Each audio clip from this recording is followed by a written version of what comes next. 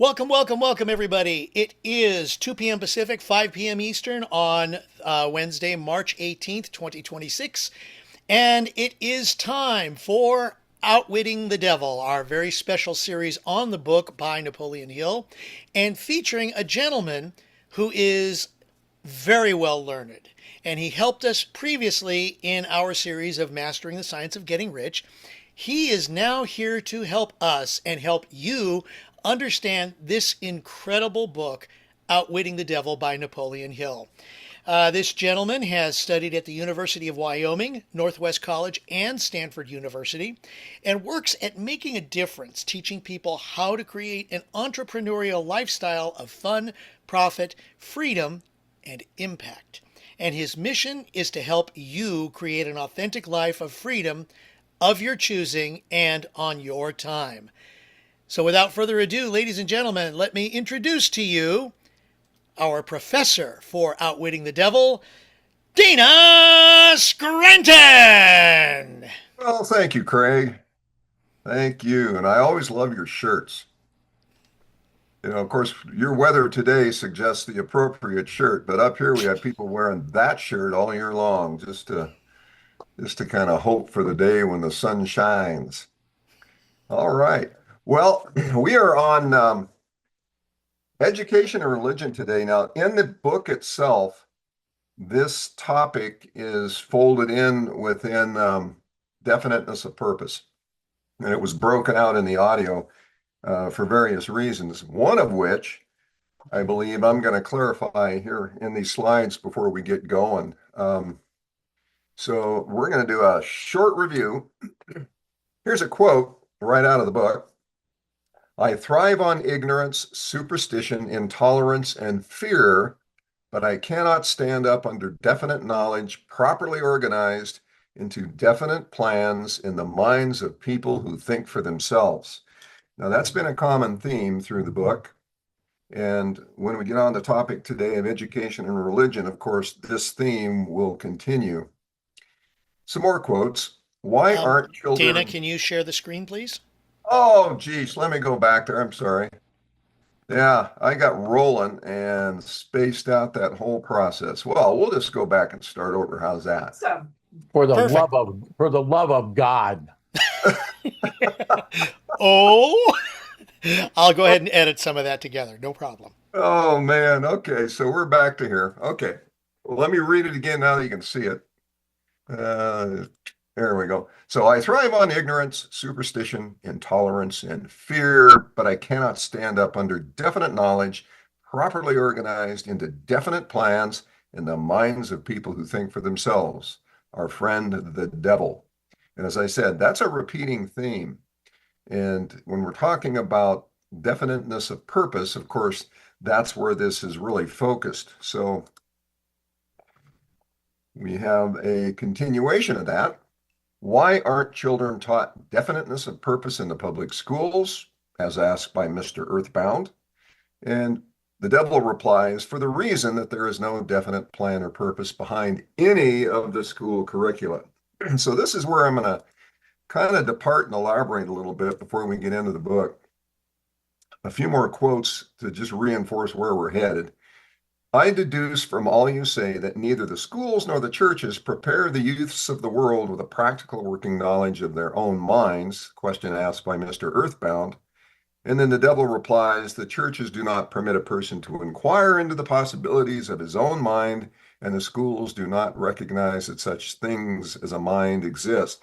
So those are some pretty blunt, if not just outwardly arrogant statements. But let's do a reality check.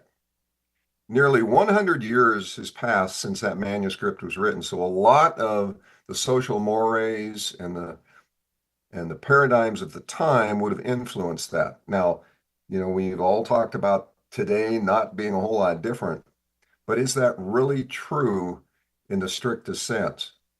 And both Mr. Earthbound and the devil, they make these broad claims and, very accusative conclusions that these institutions are flawed.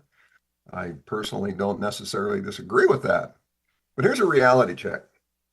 Back in the 20s, The public schools were infused with the ethics, morals, and belief influences by the religious entities. The schools and the churches were not so much separated because of the manner in which families were more religious, more church-going, and the kids were more influenced by that through the school systems, as were the teachers.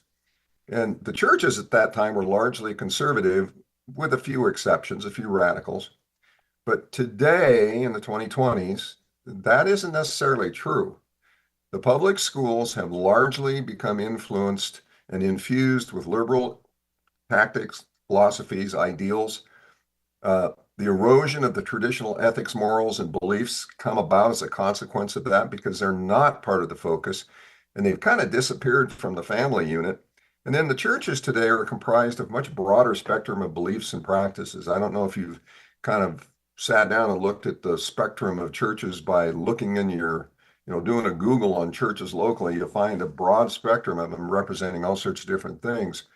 So we've got a slightly different environment that we're working to today than they had back in the 1920s and the 30s. But what hasn't changed?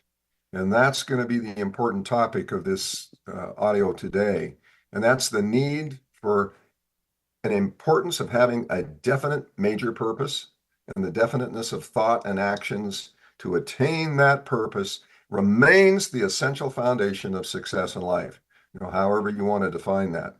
That has not changed. That's a fundamental law of success.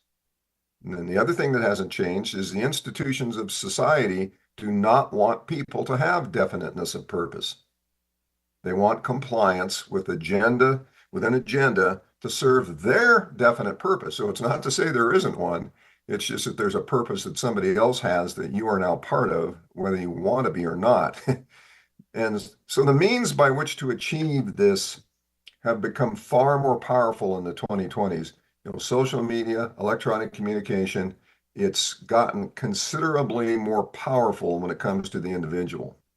Therefore, having a definite major purpose and the obsession to achieve that purpose, that is the foundational defense against the toxic influence and the propaganda of these corrosive societal forces.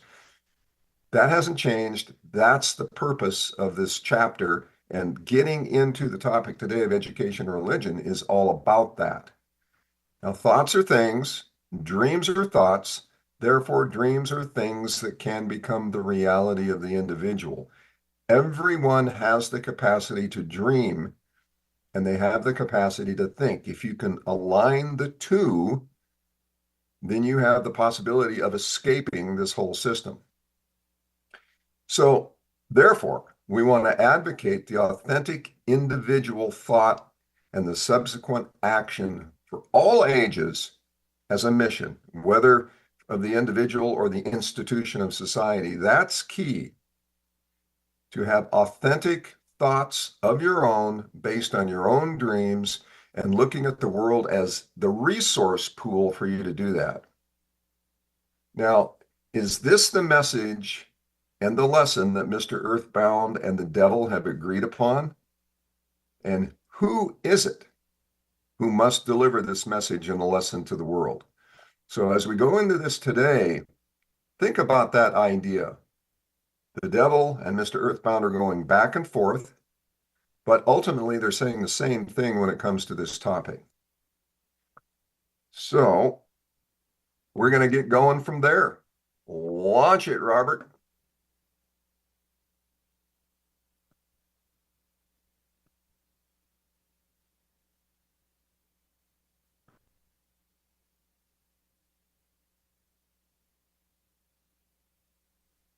Chapter 9. Education and Religion. This is pretty deep stuff, Your Majesty. Let us get back to the discussion of lighter and more concrete subjects that are likely to interest the majority of people. I'm interested in discussing the things that make people happy and miserable, rich and poor, sick and healthy.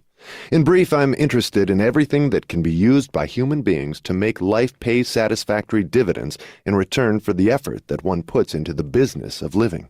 Very well. Let us be definite. You have my idea. Your Majesty has a tendency to stray off into abstract details which most people can neither understand nor use in the solution of their problems. Could that, by any chance, be a definite plan of yours to answer my questions with indefinite answers? If that is your plan, it is a slick trick, but it will not work. Go ahead now, and tell me something more of the miseries and failures of human beings growing directly out of indefiniteness. Why not permit me to tell you more of the pleasures and successes of people who understand and apply the principle of definiteness? I observe that sometimes people with definiteness of plan and purpose get what they ask from life, only to find after they get it that they do not want it. What then? Generally, one can get rid of whatever is not wanted by application of the same principle of definiteness with which the thing was acquired. A life that is lived with fullness of peace of mind, contentment, and happiness always divests itself of everything it does not want. Anyone who submits to annoyance by things he does not want is not definite. He is a drifter. A life that is lived with fullness of peace of mind, contentment, and happiness always divests itself of everything it does not want. How many of us are truly content? In a world where so many people are trying to keep up with the Joneses, could we not all learn something here? Is there something in your life that you need to divest yourself of? Make a commitment to catch yourself when you are feeling annoyed, and remember the devil's words. Anyone who submits to annoyance by things he does not want is not definite. He is a drifter. What about married people who cease to want each other? Should they separate? Or is it true that all marriages are made in heaven, and the contracting parties are, therefore, forever bound by their bargain, even though it may prove to be a poor one for both? First, let me correct that old saying that all marriages are made in heaven. I know of some which were made on my side of the fence. Minds which do not harmonize should never be forced to remain together in marriage or any other relationship. Friction and all forms of discord between minds lead inevitably to the habit of drifting, and of course to indefiniteness.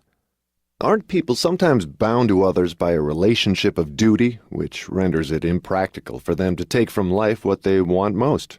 Duty is one of the most abused and misunderstood words in existence. The first duty of every human being is to himself. Every person owes himself the duty of finding how to live a full and happy life. Beyond this, if one has time and energy, not needed in the fulfillment of his own desires, one may assume responsibility for helping others. The first duty of every human being is to himself. Every person owes himself the duty of finding how to live a full and happy life. Of course, though compelled to answer accurately, the devil still responds from the perspective of the devil. Is it possible that Mother Teresa or Gandhi had a very different opinion on this issue? They lived their lives in service of others. How do you feel? Do you put finding a full and happy life first in your life? Do you agree with those who would argue that to truly be of service to others, you need to take care of yourself first? Is it then possible that Mother Teresa and Gandhi found their full and happy lives through service to others? Isn't that a selfish attitude? And isn't selfishness one of the causes of failure to find happiness? I stand by my statement that there is no higher duty than that which one owes himself. Doesn't a child owe something in the way of duty to its parents, who gave it life and sustenance during its periods of helplessness? Not at all. It is just the other way round. Parents owe their children everything they can give them in the way of knowledge. Beyond that, parents often spoil instead of helping their offspring by a false sense of duty, which prompts them to indulge their children instead of forcing them to seek and gain knowledge at first hand. I see what you mean. Your theory is that too much help thrust upon the youth encourages him to drift and become indefinite in all things. You believe that necessity is a teacher of great sagacity, that defeat carries with it an equivalent virtue, that unearned gifts of every nature may become a curse instead of a blessing. Is that correct? You have stated my philosophy perfectly. My belief is not theory, it is fact. Then you do not advocate prayer as a means of gaining desirable ends. On the contrary, I do advocate prayer, but not the sort of prayer that consists of empty, begging, meaningless words. The sort of prayer against which I am helpless is the prayer of definiteness of purpose. I never thought of definiteness of purpose as being a prayer. How can it be? Definiteness is in effect the only sort of prayer upon which one can rely. It places one in the way of using hypnotic rhythm to attain definite ends, by the mere act of appropriating it from the great universal storehouse of infinite intelligence. The appropriation, in case you are interested, takes place through definiteness of purpose, persistently pursued. Why do the majority of prayers fail? They don't. All prayers bring that for which one prays. But you just said that definiteness of purpose is the only sort of prayer upon which one can rely. Now you say that all prayers bring results. What do you mean? There is nothing inconsistent about it. The majority of people who pray go to prayer only after everything else fails them. Naturally, they go with their minds filled with fear that the prayers will not be answered. Well, their fears are realized. The person who goes to prayer with definiteness of purpose and faith in the attainment of that purpose puts into motion the laws of nature, which transmute one's dominating desires into their physical equivalent. That is all there is to prayer. One form of prayer is negative and brings only negative results. One form is positive and brings definite positive results. Could anything be more simple? People who whine and beg God to assume responsibility for all their troubles and provide them with all the necessities and luxuries of life are too lazy to create what they want and translate it into existence through the power of their own minds. When you hear a person praying for something that he should procure through his own efforts, you may be sure you are listening to a drifter. Infinite intelligence favors only those who understand and adapt themselves to her laws. She makes no discrimination because of fine character or pleasing personality. These things help people negotiate their way through life more harmoniously with one another. But the source from which prayer is answered is not impressed by fine feathers. Nature's law is, know what you want, adapt yourself to my laws, and you shall have it. Does that harmonize with the teachings of Christ? Perfectly. Also, it harmonizes with the teachings of all truly great philosophers. The preceding question and answer push the boundaries of Hill's critique of organized religion versus personal spirituality and responsibility. Is your theory of definiteness in harmony with the philosophy of men of science? Definiteness is the major difference between a scientist and a drifter. Through the principle of definiteness of purpose and plan, the scientist forces nature to hand over her most profound secrets. It was through this principle that Edison uncovered the secret of the talking machine, the incandescent electric light, and scores of other benefits for mankind. Then I understand that definiteness is the first requisite for success in all earthly undertakings. Is that right? Exactly. Anything which teaches people to examine facts and coordinate them into definite plans through accurate thinking is hard on my profession. If this thirst for definite knowledge now spreading over the world keeps up, my business will be shot to pieces within the next few centuries. I thrive on ignorance, superstition, intolerance, and fear, but I cannot stand up under definite knowledge properly organized into definite plans in the minds of people who think for themselves. Why don't you take over omnipotence and manage the whole works in your own way? You might as well ask why the negative portion of the electron doesn't take over the positive portion and run the entire works. The answer is that both the positive and the negative charges of energy are necessary to the existence of the electron. One is balanced equally against the other, stalemated as it were. So it is with what you call omnipotence and I. We represent the positive and the negative forces of the entire system of universes, and we are equally balanced one against the other. If this power of balance were shifted the slightest degree, the whole system of universes would become quickly reduced to a mass of inert matter. Now you know why I cannot take over the whole show and run it my way. If what you say is true, you have exactly the same power as omnipotence. Is that true? That is correct. My opposition, you call it omnipotence, expresses itself through the forces which you call good, the positive forces of nature. I express myself through the forces you call bad, the negative forces. Both good and bad are coincidental with existence. One is as important as the other. Then the doctrine of predestination is sound. People are born to success or failure, misery or happiness, to be good or bad, and they have nothing to do with this, nor can they modify their natures. Is that your claim? Emphatically not. Every human being has a wide range of choice in both his thoughts and his deeds. Every human being can use his brain for the reception and the expression of positive thoughts, or he can use it for the expression of negative thoughts. His choice in this important matter shapes his entire life. From what you have said, I gather the idea that human beings have more freedom of expression than either you or your opposition. Is that correct? That is true.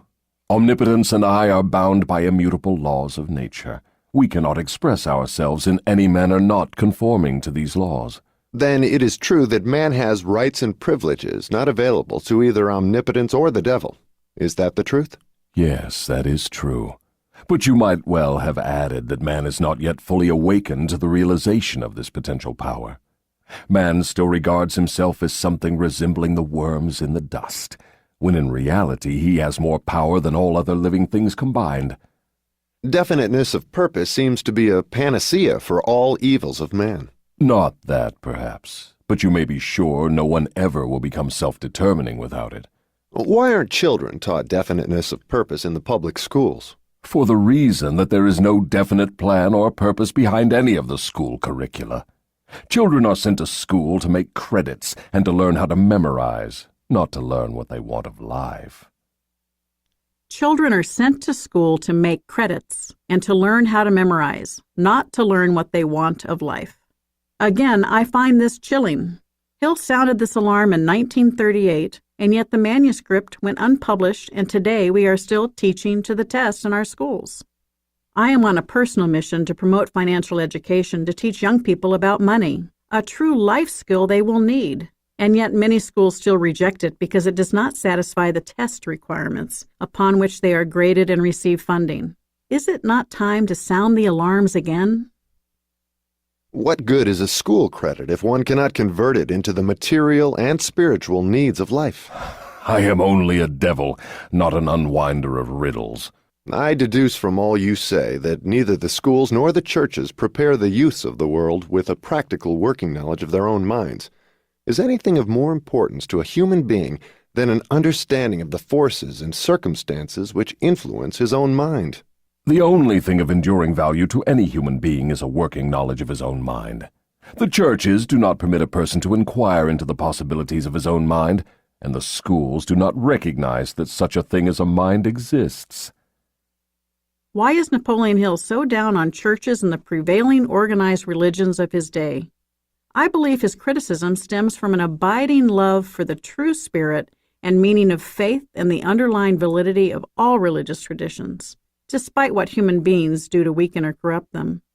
What is the balance between accepting that which is revealed to your mind and heart, your soul, and the reality of life in a world so often infected with evil, as personified by Hill's devil? Aren't you a little hard on the schools and the churches? No, I am merely describing them as they are, without bias or prejudice. Aren't the schools and the churches your bitter enemies? Their leaders may think they are, but I am impressed only by facts. The truth is this, if you must know it. The churches are my most helpful allies, and the schools run the churches a close second. On what specific or general grounds do you make this claim? On the grounds that both the churches and the schools help me to convert people to the habit of drifting. Do you realize that your charge is substantially a sweeping indictment of the two institutions of major importance which have been responsible for civilization in its present form? Do I realize it? Man alive, I gloat over it. If the schools and churches had taught people how to think for themselves, where would I be now? This confession of yours will disillusion millions of people whose only hope for salvation is in their churches. Isn't that a cruel thing to do to them? Wouldn't most people be better off living in the bliss of ignorance than to know the truth about you? What do you mean by the term salvation? From what are people being saved? The only form of enduring salvation that is worth a green fig to any human being is that which comes from recognition of the power of his own mind. Ignorance and fear are the only enemies from which men need salvation. You seem to hold nothing sacred. You are wrong. I hold sacred the one thing which is my master, the one thing I fear. What is that? The power of independent thought backed by definiteness of purpose. Then you do not have many people to fear. Only 2 out of every 100, to be exact. I control all others. Let's give the churches a rest and get back to the public schools. Your confession has shown clearly that you thrive and perpetuate yourself from one generation to another by the clever trick of taking over the minds of children before they have the chance to learn how to use their minds. I wish to know what is wrong with a public school system that permits the devil to control so many people.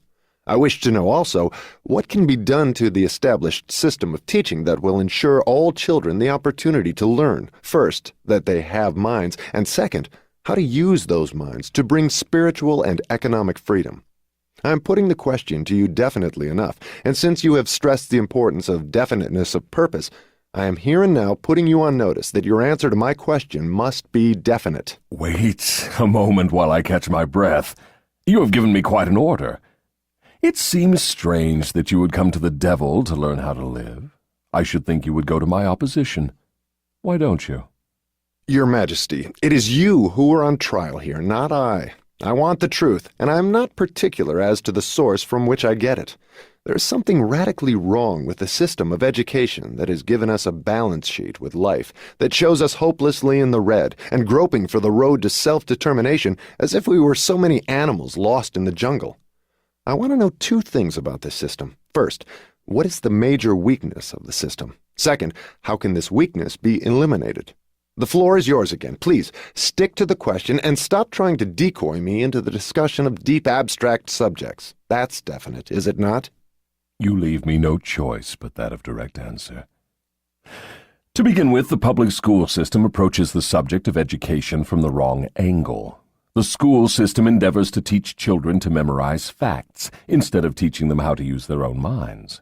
Is that all that is wrong with the system? Oh no, that is only the beginning. Another major weakness of the school system is that it does not establish in the minds of children either the importance of definiteness of purpose, or make any attempt to teach youths how to be definite about anything. The major object of all schooling is to force the students to cram their memories with facts, instead of teaching them how to organize and make practical use of facts.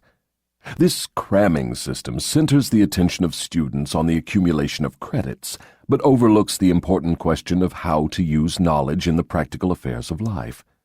This system turns out graduates whose names are inscribed upon parchment certificates, but whose minds are empty of self-determination. The school system got off to a bad start at the beginning. The schools began as institutions of higher learning, operated entirely for the select few whose wealth and family entitled them to education. Thus, the entire school system was evolved by beginning at the top and working back down to the bottom. It is no wonder the system neglects to teach children the importance of definiteness of purpose, when the system itself has literally evolved through indefiniteness. What would correct this weakness of the public school system? Let's not complain of the weakness of the system unless we are prepared to offer a practical remedy with which it can be corrected. In other words, while we are discussing the importance of definiteness of plan and purpose, let us take our own medicine and be definite. Why don't you lay off the schools and churches and save yourself plenty of trouble? Don't you know that you are poking your nose into the affairs of the two forces that control the world? Suppose you do show up the schools and the churches as being weak and inadequate for the needs of human beings. What then? With what are you going to replace these two institutions? Stop trying to evade my questions by the old trick of asking a counter-question. I do not propose to replace the schools and churches, but I do propose to find out, if I can, how these organized forces can be modified so that they will serve people instead of keeping them in ignorance. Go ahead now and give me a detailed catalog of all the changes in the public school system which would improve it. So you want the entire catalog, do you? Do you want the suggested changes in the order of their importance? This is another point at which the questioner forces the devil out of his comfort zone. It is amusing and instructive to witness this exchange, which provides a roadmap for improvement of our public schools. Describe the changes needed, just as they come to you. You are forcing me to commit an act of treason against myself, but here it is. Reverse the present system by giving children the privilege of leading in their schoolwork instead of following orthodox rules designed only to impart abstract knowledge. Let instructors serve as students, and let the students serve as instructors. As far as possible, organize all schoolwork into definite methods through which the student can learn by doing, and direct the classwork so that every student engages in some form of practical labor connected with the daily problems of life. Ideas are the beginning of all human achievement. Teach all students how to recognize practical ideas that may be of benefit in helping them acquire whatever they demand of life. Teach the students how to budget and use time. And above all, teach the truth that time is the greatest asset available to human beings, and the cheapest. Teach the student the basic motives by which all people are influenced, and show how to use these motives in acquiring the necessities and the luxuries of life. Teach children what to eat, how much to eat, and what is the relationship between proper eating and sound health. Teach children the true nature and function of the emotion of sex. And above all, teach them that it can be transmuted into a driving force capable of lifting one to great heights of achievement. Teach children to be definite in all things, beginning with the choice of a definite major purpose in life. Teach children the nature of and possibilities for good and evil in the principle of habit, using as illustrations with which to dramatize the subject the everyday experiences of children and adults. Teach children how habits become fixed through the laws of hypnotic rhythm, and influence them to adopt, while in the lower grades, habits that will lead to independent thought. Teach children the difference between temporary defeat and failure, and show them how to search for the seed of an equivalent advantage which comes with every circumstance of defeat. Teach children to express their own thoughts fearlessly, and to accept or reject at will all ideas of others, reserving to themselves always the privilege of relying upon their own judgment. Teach children to reach decisions promptly and to change them, if at all, slowly and with reluctance, and never without a definite reason. Teach children that the human brain is the instrument with which one receives from the great storehouse of nature the energy which is specialized into definite thoughts, that the brain does not think, but serves as an instrument for the interpretation of stimuli which cause thought. Teach children the value of harmony in their own minds, and that this is attainable only through self-control. Teach children the nature and the value of self-control. Teach children that there is a law of increasing returns which can be and should be put into operation as a matter of habit, by rendering always more service and better service than is expected of them. Teach children the true nature of the Golden Rule, and above all show them that through the operation of this principle, everything they do to and for another, they also do to and for themselves. Teach children not to have opinions unless they are formed from facts, or beliefs which may reasonably be accepted as facts. Teach children that cigarettes, liquor, narcotics, and overindulgence in sex destroy the power of will and lead to the habit of drifting. Do not forbid these evils, just explain them. Teach children the danger of believing anything merely because their parents, religious instructors, or someone else says it is so. Teach children to face facts, whether they are pleasant or unpleasant, without resorting to subterfuge or offering alibis. Teach children to encourage the use of their sixth sense, through which ideas present themselves in their minds from unknown sources, and to examine all such ideas carefully. Teach children the full import of the law of compensation as it was interpreted by Ralph Waldo Emerson, and show them how the law works in the small everyday affairs of life. Teach children that definiteness of purpose, backed by definite plans persistently and continuously applied, is the most efficacious form of prayer available to human beings. Teach children that the space they occupy in the world is measured definitely by the quality and quantity of useful service they render the world. Teach children there is no problem which does not have an appropriate solution, and that the solution often may be found in the circumstance creating the problem. Teach children that their only real limitations are those which they set up or permit others to establish in their own minds. Teach them that man can achieve whatever man can conceive and believe. Teach children that all schoolhouses and all textbooks are elementary implements which may be helpful in the development of their minds, but that the only school of real value is the great university of life, wherein one has the privilege of learning from experience. Teach children to be true to themselves at all times, and since they cannot please everybody, therefore to do a good job of pleasing themselves. That is an imposing list, but it seems conspicuous by the fact it ignores practically every subject now taught in the public schools. Was that intended? Yes. You asked for a list of suggested changes in public school curricula which would benefit children. Well, that is what you got. Some of the changes you suggest are so unorthodox they would shock most of the educators of today, wouldn't they? Most of the educators of today need to be shocked. A good sound shock often helps the brain that has been atrophied by habit. Would the changes you suggest for the public schools give children immunity against the habit of drifting? Yes, that is one of the results the changes would bring, but there are others, too. I can't say that I agree with each thing on the devil's list. However, when I stopped to analyze his list of recommendations, this question came to my mind. Isn't that what our schools should be teaching our children? The devil knew this and we didn't? I wish Hill had thought to ask why our schools are what they are and where they are, or what and where they aren't. The great scholars who designed our system of schooling must have realized the importance of at least some of what the devil professed our schools should be teaching. Why aren't these things part of the system? How could the original architects of what is today our compulsory education system have been so far off target? The devil did make the claim that the school system is one of his primary vehicles for creating and sustaining his large army of drifters. Could it be that? How could the suggested changes be forced into the public school system? You know, of course, it is as difficult to get a new idea into an educator's brain as it is to interest a religious leader in modifying religion so it will help people to get more from life. The quickest and surest way to force practical ideas into the public schools is to first introduce the ideas through private schools and establish such a demand for their use that public school officials will be compelled to employ them. Should any other changes be made in the public school system? Yes, many. Among other changes needed in all public school programs is the addition of a complete course of training in the psychology of harmonious negotiation between people.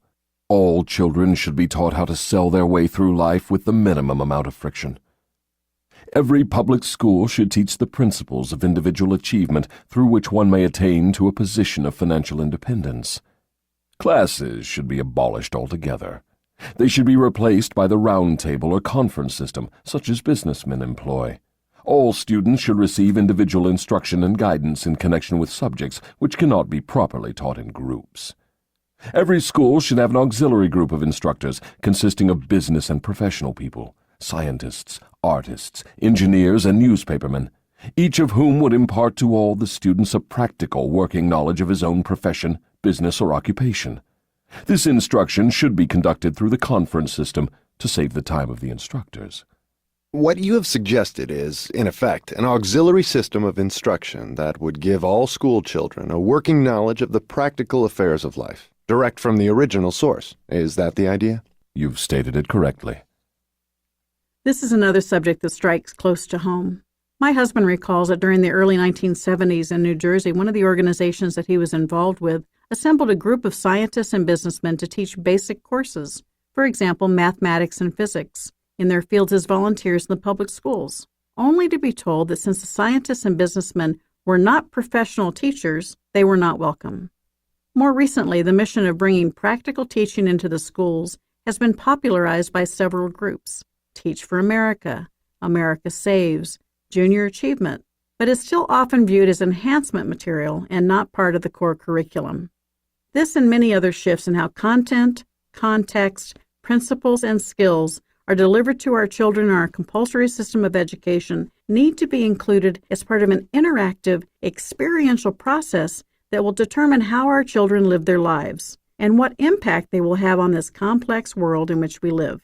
The challenge is this: how do we package it all into a deliverable program that can be systematically and systemically implemented so it is success-oriented, rewarding, and fulfilling for all participants, children and adults alike? I am pleased and proud to say that I work with groups that have designed such programs, and they are taking these programs forward with definiteness of purpose. Their vision of the future, like ours, is to have an educational system that evolves into a powerful force capable of producing self-motivated, independent thinking, self-reliant, contributing members of society, and capable also of producing something more important: future generations ready and able to work in a complex world, to live successfully, to take pleasure in empowering themselves and others, and to make a real and lasting difference in the world as informed, responsible, involved global citizens, each with definiteness of purpose. Let us dismiss the public school system and go back to the churches for a moment. All my life, I have heard clergymen preaching against sin and warning sinners to beware and repent so they could be saved, but I've never heard any of them tell me what sin is. Will you give me some light on this subject? Sin is anything one does or thinks which causes one to be unhappy. Human beings who are in sound physical and spiritual health should be at peace with themselves and always happy. Any form of mental or physical misery indicates the presence of sin. Name some of the common forms of sin. It is a sin to overeat because that leads to ill health and misery. It is a sin to overindulge in sex because that breaks down one's willpower and leads to the habit of drifting. It is a sin to permit one's mind to be dominated by negative thoughts of envy, greed, fear, hatred, intolerance, vanity, self-pity, or discouragement, because these states of mind lead to the habit of drifting. It is a sin to cheat, lie, and steal, because these habits destroy self-respect, subdue one's conscience, and lead to unhappiness. It is a sin to remain in ignorance, because that leads to poverty and loss of self-reliance. It is a sin to accept from life anything one does not want, because that indicates an unpardonable neglect to use the mind. Is it a sin for one to drift through life without definite aim, plan, or purpose? Yes, because this habit leads to poverty and destroys the privilege of self-determination. It also deprives one of the privilege of using his own mind as a medium of contact with infinite intelligence. Are you the chief inspirer of sin? Yes. It is my business to gain control of the minds of people in every way possible. Can you control the mind of a person who commits no sin? I cannot, because that person never permits his mind to be dominated by any form of negative thought. I cannot enter the mind of one who never sins, let alone control it. What is the commonest and most destructive of all sins? Fear and ignorance.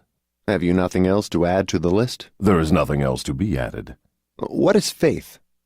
It is a state of mind wherein one recognizes and uses the power of positive thought as a medium by which one contacts and draws upon the universal store of infinite intelligence at will. In other words, faith is the absence of all forms of negative thought. Is that the idea? Yes, that is another way of describing it. Has a drifter the capacity to use faith? He may have the capacity, but he does not use it. Everyone has the potential power to clear his mind of all negative thoughts, and thereby avail himself of the power of faith. Stating the matter in another way, faith is definiteness of purpose backed by belief in the attainment of the object of that purpose. Is that correct? That's the idea exactly.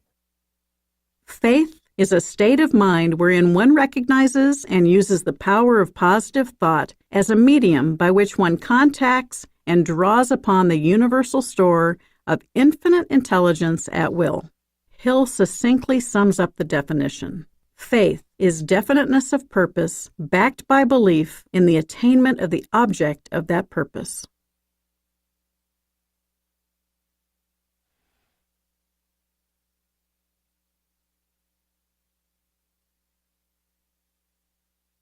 And that's a wow.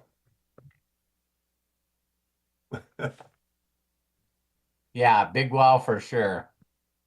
Yeah, that's so the interesting thing about that chapter is he put a lot of leverage on the schools, and in the book there's 31 ideas that he shares. In the audio, I think he whacked 2 or 3 of them, but nevertheless, those ideas resonate with me for one very specific reason. Many years ago, we put our son in a Montessori school, and as it turns out, many of the things described in the devil's recipe are fundamentally what the Montessori school does. They're not like the public schools in the regimentation and so forth. In fact, it was amazing to watch the teachers navigate through the idiosyncrasies of little people when given the freedom to be little people.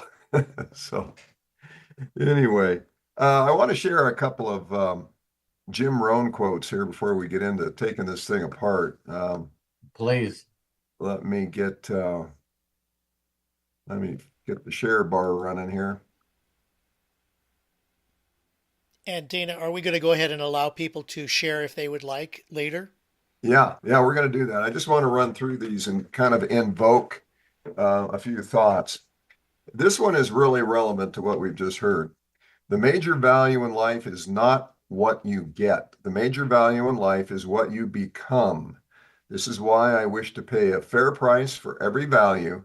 If I have to pay for it or earn it, that makes something of me. If I get it for free, that makes nothing of me. And the takeaway there is your definite major purpose does not have to be materialistic, materialistic objective to attain happiness and success in life.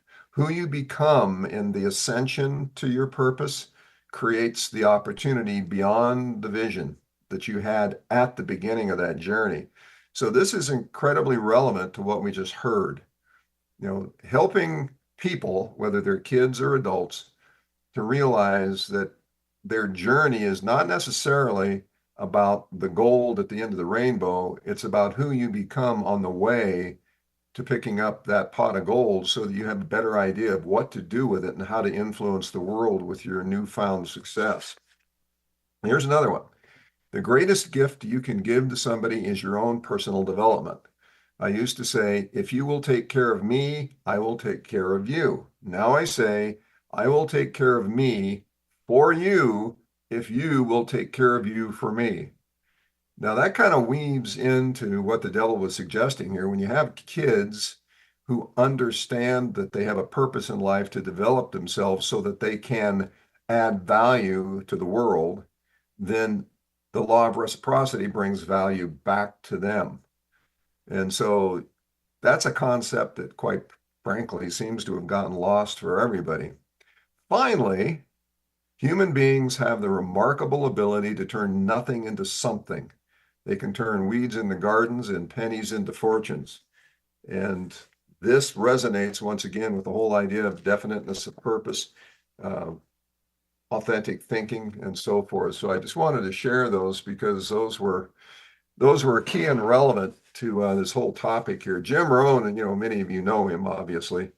He had a lot of philosophies that were just dead on, and those to me were three of values. So, yep, just wanted to share those. Very good. Thank you so much, Dana. If you'd like to share, I did post how you can share in the chat very simply. Put your cursor in the middle of the screen where you see these faces.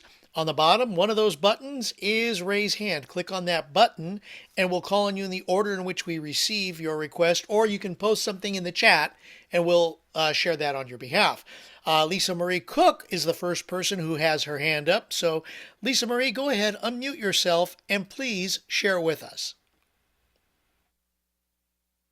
Hey guys, how's everybody?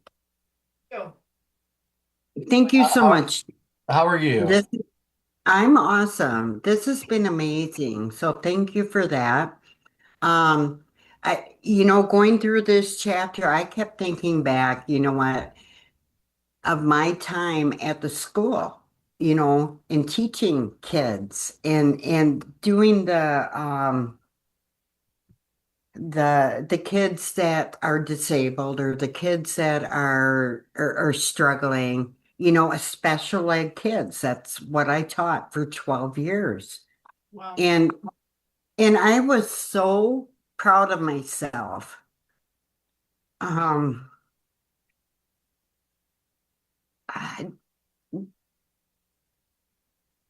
Just contributing myself to these kids. And I don't feel proud anymore. I don't. Because what we are teaching our kids is not what they freaking need. It's not.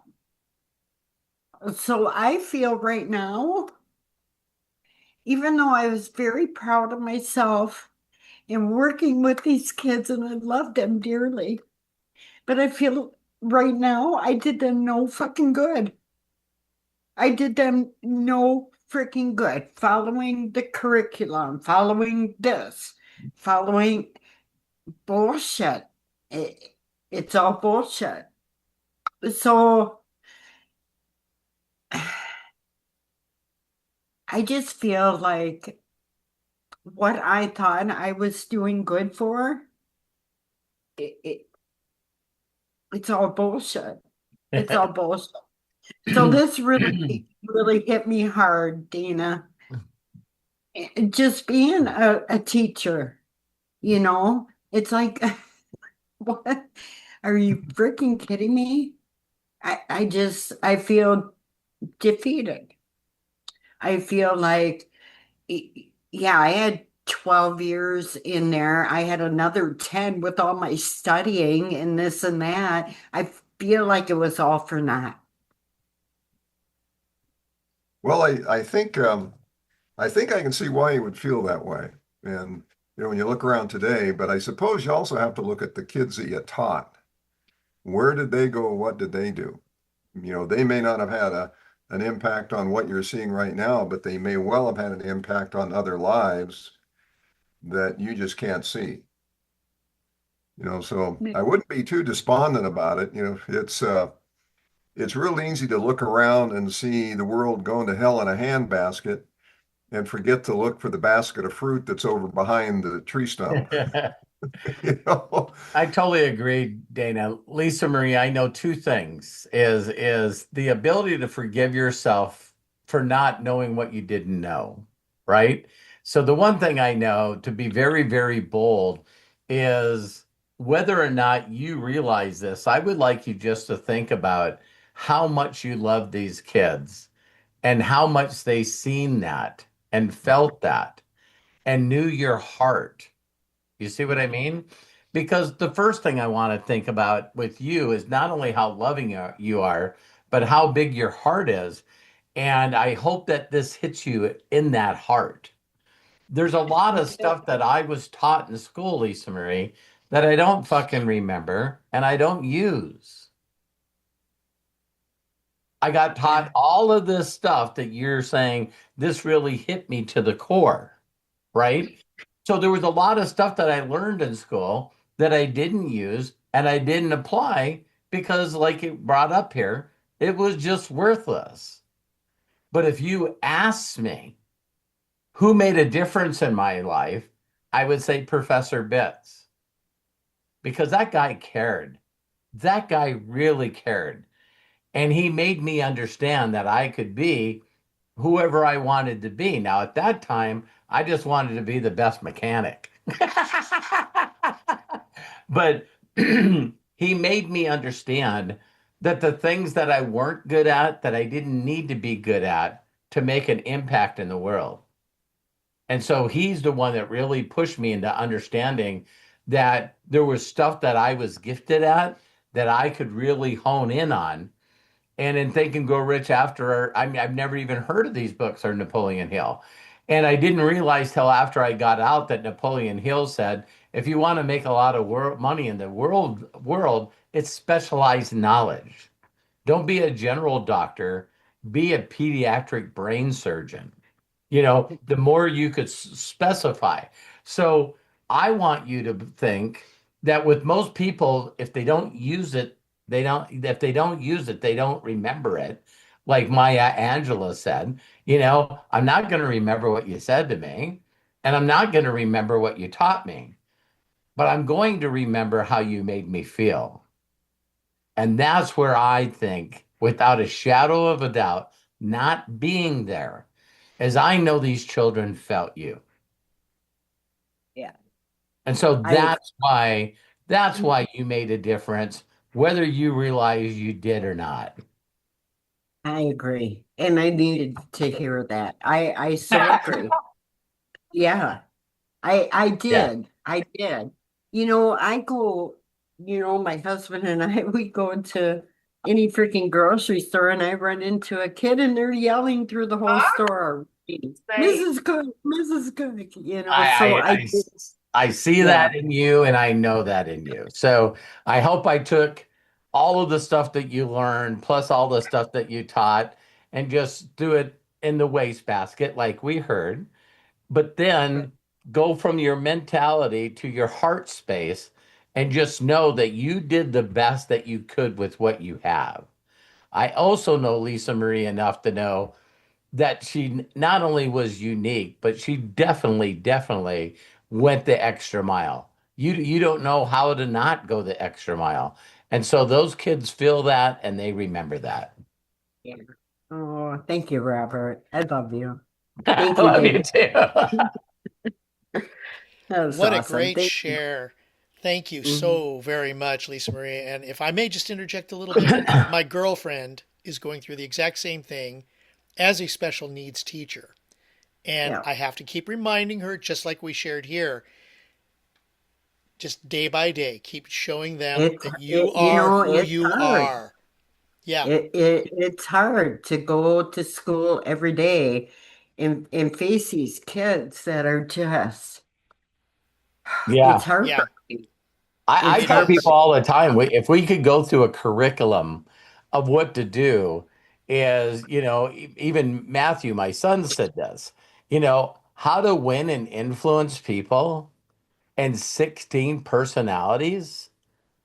My Lord, if that could be taught 4 years in school, that wait a minute, Yeah. is Dana?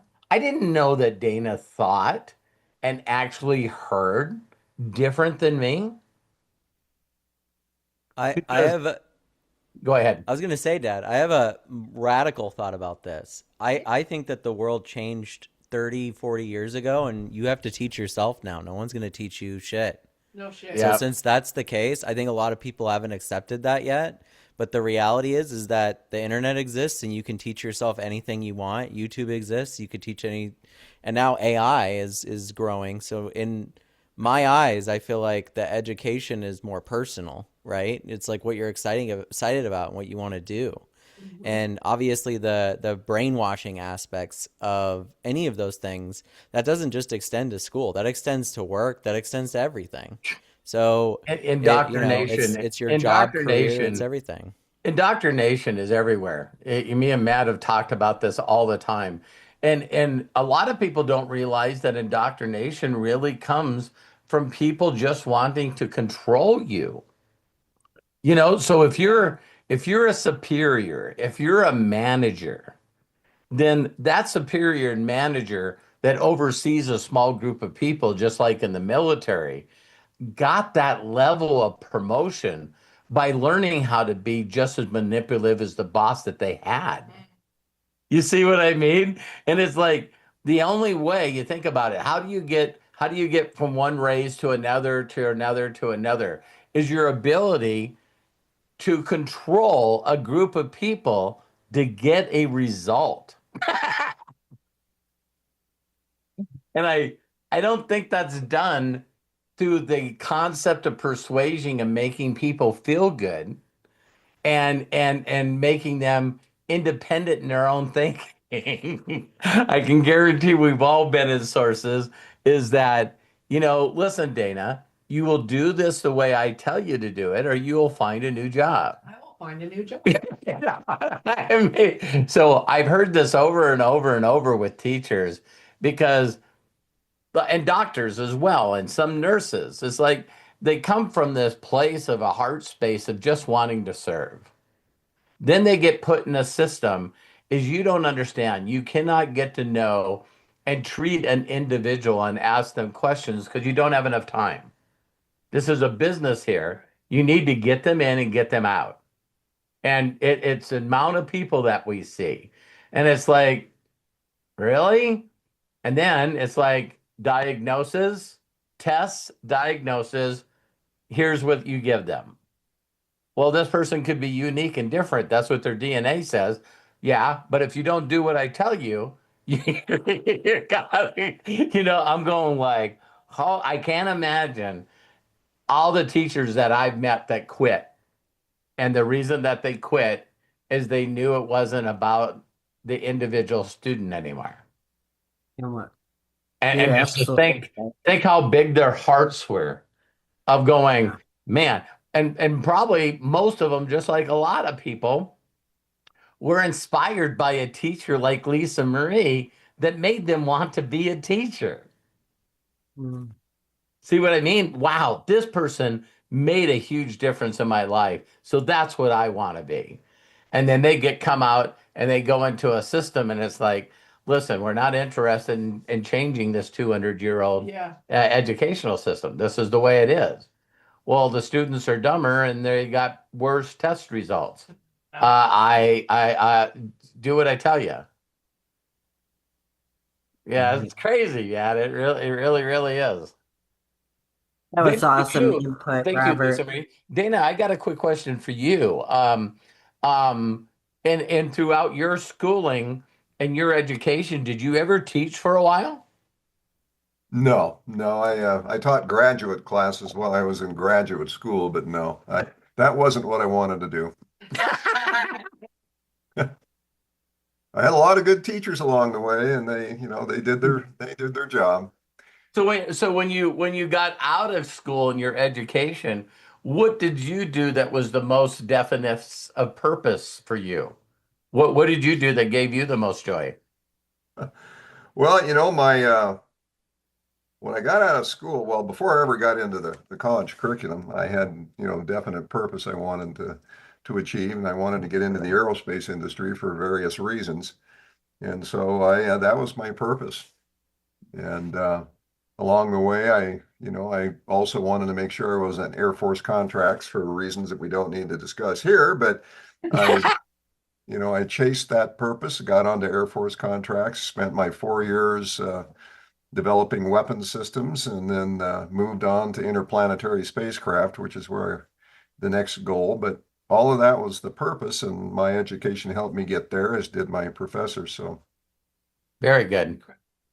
yeah. Now going back to the early education, I grew up in a small rural town like you did, Robert, and the teachers we had were kind of like Lisa Murray. They were very dedicated. They understood the individuals in a farm community. Yeah. They understood each and every kid, the poor ones, the rich ones.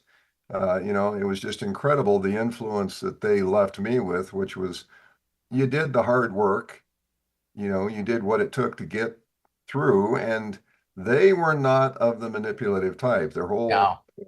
Even Mrs. Grohar would walk around with a ruler in math class and slap you on the hand if she saw you doing something that was wrong. She'd give you a whack and give you the opportunity to fix it. But yeah, those kinds of teachers, I think, back in those days, they had a big influence. Today, I think the administrations and the agenda-backed administrations that we all see in the public schools is far different critter. Yeah.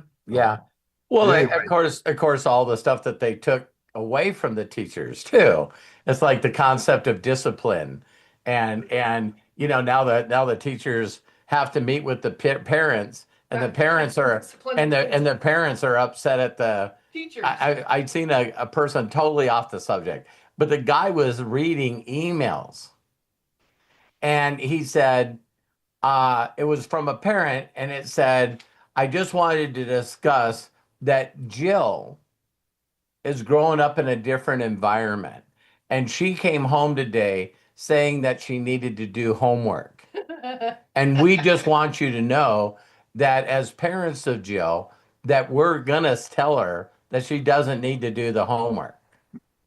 Yeah.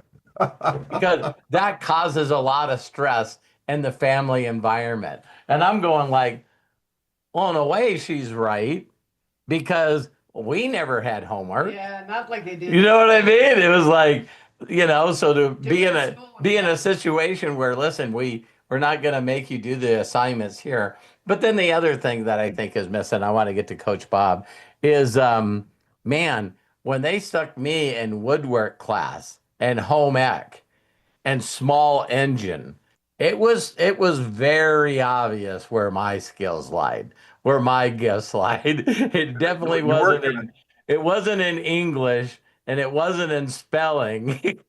And home ec was out of the rule. You weren't a good homemaker. Yeah, and So when they put me in woodwork and I could create things, and they put me in small engine class that ended up to be auto mechanics. I took 2 years of auto mechanics in high school. Was that your fondness for the wooden kitties? Then I get it now. Yeah, Fucking wooden. like- Yeah, there you go. So wood carvings. I had these wooden kitties that I kept moving from house to house, and Terry kept trying to throw them away, and now I you. got them. I burned them. Set them on fire. So we'll turn it over to Coach Bob. But thank you, Dana. What a great discussion. Holy cow! Yes, Thank you, Dana. Thank you, Lisa Marie. Thank you. Thank you very much. Okay, Coach Bob Johnson, there you go. Please unmute yourself and share with us. Hey, Dana, great chapter. I love it. The one thing I wanted to mention to you, my kids, I haven't been in school for 40 some years, and my kids have just been in school, but a lot of this isn't taught right. And when do you think the education system is going to catch on to start doing some of this stuff? And also, I can understand why people are keeping their kids at home to homeschool them now. You know, there's more than ever people keeping them at homeschool because they're just not learning this kind of stuff in here. Well, to answer your question, I don't think the school systems are going to catch on. I think they've been corrupted to the point where it's irreversible. And the signature of that is the kids that are migrating to the homeschools. When you have a homeschool program, for example, there's a kid that I know his parents and I know the kid. He just got admitted to, I think it's Hillsdale, on a full ride scholarship. Now, they're not easy to get into. He was homeschooled his entire life. And I've known other kids up here who have also been homeschooled that are frankly better educated than the public school kids. Now, that's not to say that all public school kids are undereducated. The problem is the ones who are going to rise to the top are going to rise to the top no matter what. Yeah. Right. And a lot of that is parental influence. As Robert said, what he cited there, when you have parents who are diluting the child's possibilities, then they are doing wrong. And the school system is not going to fix that. You know, I've got a lot of teacher friends, and of late, the rant is capitalism sucks. Now, why is that? Well, because they work for a quasi-socialistic entity called the government. 60% of our property taxes goes to the schools. We don't measure them. We don't hold them to rigid standards. And if you look at the slippage of the United States education relative to other countries, we're way off the scale. We're down so far now that it's pathetic. And that's one of the reasons that AI now is going to become important. Now, what Matthew said, I just want to share something here. It is extremely important at this point in history that a child, a young person, even an adult for that matter, has got to get a grip on a definite purpose, because if they don't, AI will allow them to wander into oblivion. You know, I've had AI conversations on specific topics, and it just keeps going on and on. In fact, I got it going so far that it started repeating itself. And the thing about AI is it is not concerned about your welfare. And people will become entrained into the thought that it is. As a matter of fact, when you start to have the motion or the emotion that you don't want to offend your AI partner, you are seriously getting screwed up. And there are people like that. So to address your question, the school systems, I don't think, are recoverable. A private school, yes. I think homeschooling with advanced AI and proper parental training is going to produce better students than the current public school systems. And I hate to be blunt about that, because not every public school is like that. Right. But you see too many examples, and I know the news always focuses on the negative. But when you see all the gender-related topics and the violence and all the other issues that go on in the schools, and you read the lawsuits, it's not difficult to see that the teachers are hamstrung. Some of the teachers have been indoctrinated. What are you going to do with that? Yeah. And so when it comes to homeschooling, that's why they do it, because they can get a better result and they can control their time better. And I live up here at a four-season resort, ski resort, and I look out to one of the parking lots here, just a little ways down the hill. It is amazing on a weekday how many kids who should be in school are up here skiing. How is that possible? They're homeschooled. Mm-hmm. And You don't need 8 hours. I don't know enough of them to judge where they're headed. I do know that I know some professors here in Montana, and they have made observations similar to what other schools have reported, and that is kids coming into college are underprepared. They don't have the qualifications, but colleges are still admitting them because it's a financial function. They've Right. got to fill the seats. But these kids are not prepared to learn at the level they should be, so they basically have to dumb down the courses, or they have to find a different route through so that they don't drop them out. When I went to engineering school, the professor that walked in the door said, "Look," he says, "we're not going to pull any punches here. Our job is to flunk 60% of you." Well, My professor said the same damn thing. Yeah. Yeah, And, there was over 200 kids in the class. Yeah. And he said, I need you to understand that 8 of you are going to make a full-time income at this. Yeah. Well, and it's and they don't just go out of their way and say, "Okay, I got to flunk, 60%. Who am I going to whack?" You just took care of that yourself. Yeah. Because that was the statistics. And I was gonna say, like, the colleges and industries here in the United States, the reason they're even more for profit too, moving forward especially, is a large amount of the population of the earth and most of the dominant countries are massively more educated than our younger generation is at this point. Yep. And so those colleges aren't being utilized anyway. I work with software engineers and stuff all the time, and the running joke is they're either Chinese or they're Indian. I don't run into a lot of American and software engineers. Yeah. They just don't exist. If you look at Google, if you look at where technology is and where it's going, like what Dana's saying, and it's like, man, how unprepared could you be? Yep. And that's very true. My son's not going to go to public school, FYI. It's one of the things, Dana, if I could bring this up, and Bob, I think this would help you as well. I just was always very sensitive when I homeschooled my sons. I was just extremely sensitive to what interests them. And then I always supported them on following that excitement and that interest. And so it's like I knew in the world that if a person had something of value that they brought to the world, that they would be okay the rest of their lives. That's the law of compensation, is to make my sons understand that they could focus on something that they'd love to do, that they would do without money. And if they got above average at it, they would be okay. They would totally be okay. And it's cool that they can change their mind because technology changes. But here was a thought that I had when they were young that I still believe is so underutilized. Do you know how many people that were teachers that felt that they want to teach, and then they understood they couldn't follow the curriculum because it wasn't them, so they quit?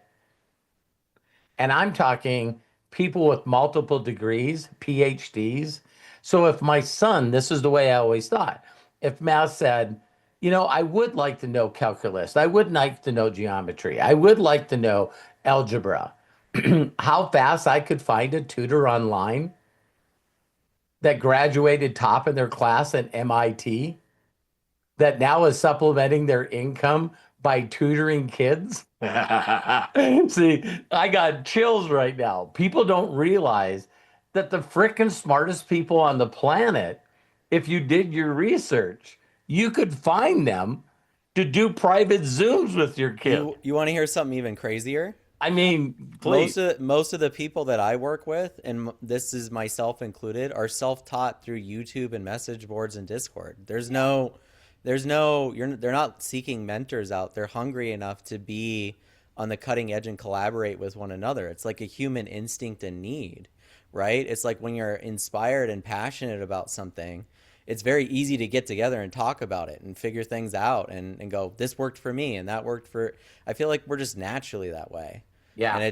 it's interesting because I bringing up AI just for a second, I think that there's a whole large amount of people that want to use AI not as an extension of their creativity or their mind or their focus or anything. They want to just use it as like a crutch so they no longer have to do anything anymore. And the reality is every single day you choose to make that the case, you're making your mind weaker without a shadow of a doubt, scientifically proven. So you can look it up. The more you use AI to answer questions without asking how you got to the solution or how things work, you're not actually picking up any knowledge. You're just a conduit to take knowledge from one place to the other. You're not gaining it. And that's what something I think is missing in school in general, right? Is it's like, well, why don't I want to learn this stuff? One, it's not engaging enough. And two, you're just doing it just to get past it. You're not really doing it because you are excited about it. Right. And so I would say go find anything you want to do, look it up on the internet. YouTube exists. There is a person that is top 5, I guarantee, in whatever you Yep. want to do, that's making YouTube videos on it all the time. And they're probably 'Cause they're- pretty good at it by now. Yeah, because they're not only excited, but this their purpose and their passion. 1,000,000%. They love teaching. Their definitions of purpose is to teach people that there's an easier and faster and better way to do math. Yeah, I don't know why a random 19-year-old Indian boy from India would take the time to shoot a 480p video on a solution to a problem that he found out with something that we were working on, but he did, and it fixed it for like 7 people. Wow. And And it's so that's yeah. where it is, right? It's like if you're passionate, it doesn't matter if you have no technology around you. You find the way, you find the path, right? So Thank you, Matt. Great stuff. Elon Musk just recently, I seen a short thing that he said, and he said, "Listen, I'm hiring in all of my companies all the time." He goes, "I'm not interested about your education, your degrees, and I'm not interested in your resume. All you need to do is find out an email to any one of my HR departments, and I need you to tell me of a problem and how you solve that problem and submit it to my staff." And he says, "We'll get a hold of you." So all I need to see, and I got to thinking, if someone found a problem in the world and how they solved it or how they thought that they could solve it, are you worried about their ability to be able to communicate with other people? Are you worried about their initiative of going the extra mile? Are you worried about their abilities to follow instructions? No, you don't want them to follow instructions. You want to take the smartest, creative people that find problems, because he knows that if he brings them in house and he's going, "Listen, the last Starship, when it came in, we made it come in hotter than it ever would, but maybe it loses control and it picks up too much speed. And the heat shields around the flaps got too hot and it started melting into the ship and it exploded. We need to find a way to stop those heat shields from melting." I mean, that's one of the problems that we have. I don't think that anyone graduating from the best tech schools in the world still haven't solved that problem. So he's looking for people that are the challenge-oriented people with creativity that can work with a group of people to come up with a solution to all the problems that he has with all the companies that he has. Now take that down to the school systems and employ it, and boom, you got it. Yep. So did that help you, Bob? Oh yeah. Yep. Totally. Thank you. Yeah. I mean, as well, Matt knows this. Matt is like the greatest example of being a homeschool kid. You know, he constantly inserted himself in the things that he loved to do the most, and he still does it. So he always has the first mover advantage of anything that happens with AI. because he's in groups of people creating this stuff. He's in groups of people that want to employ him. And they're in there talking about this is the things that we got to do with AI. Not see how many memberships we can get from people that want to ask stupid questions of it all day. Well, yeah, see, that's the difficulty, right? Is it's like you got to be passionate about what you do. And I think like Bob, I know we haven't talked, but I've actually spun up 2 SASs, one with Josh Zwagel and one on my own with OpenClaw since we've last talked. And I'll send them to you, but it's nuts, right? And it all is just because I'm passionate about it, right? Like, Yeah. I can't tell you how many times I've had to reset OpenClaw. I can't tell you how many times I've had to fix it.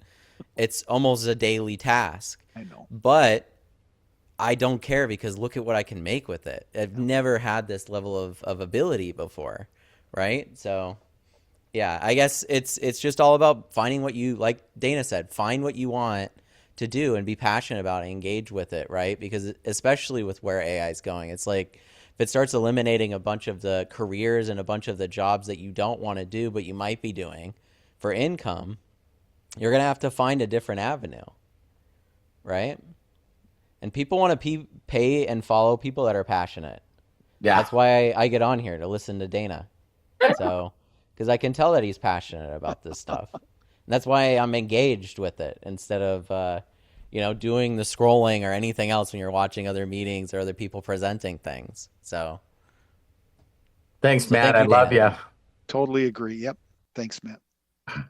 Wow. Thank you, Coach Bob. Yeah. Anybody else? I do have a shameless plug that I could throw out there. Again, I love how the spiritual internet works. And so the subject that I did on my daily wisdom a couple hours before this, Dana, was your purpose. And there was a number of things that I covered that I believe that a lot of people don't get.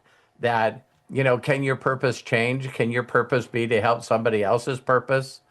Can you have more than one purpose? Do seasons change in your life? So when you brought up the stuff about Jim Rohn, I'm extremely, extremely blessed and honored to learn directly from Jim Rohn. And so the key little things that he would say to me still impact me to this day.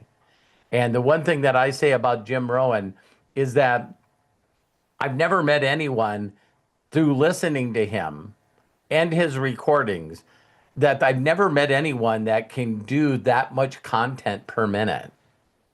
It was a phrase that I needed to invent to come up with Jim Rohn, because there's no one that I know that works so hard of saying so little, but yet so much in a small moment of time.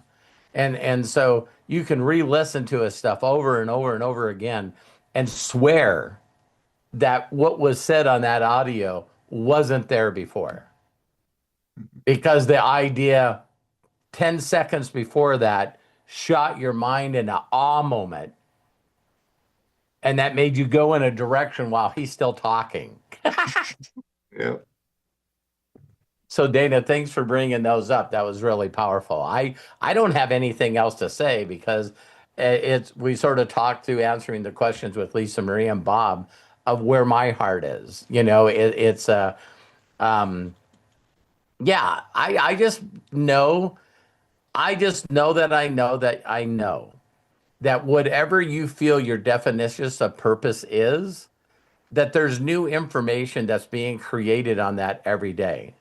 The first time that I heard Brendan Burchard say, it's pretty weird how people can't find a way to generate purpose and happiness and passion in their lives when you simply can come up with an idea and immediately order 3 or 5 books that are the best-selling, most reviewed books on that topic.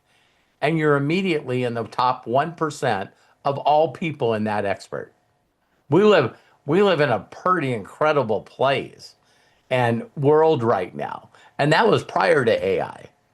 So it doesn't take long. They used to say 10,000 hours to master something when there's a lot of people that are out there right now going, listen, 18 minutes a day for 6 months.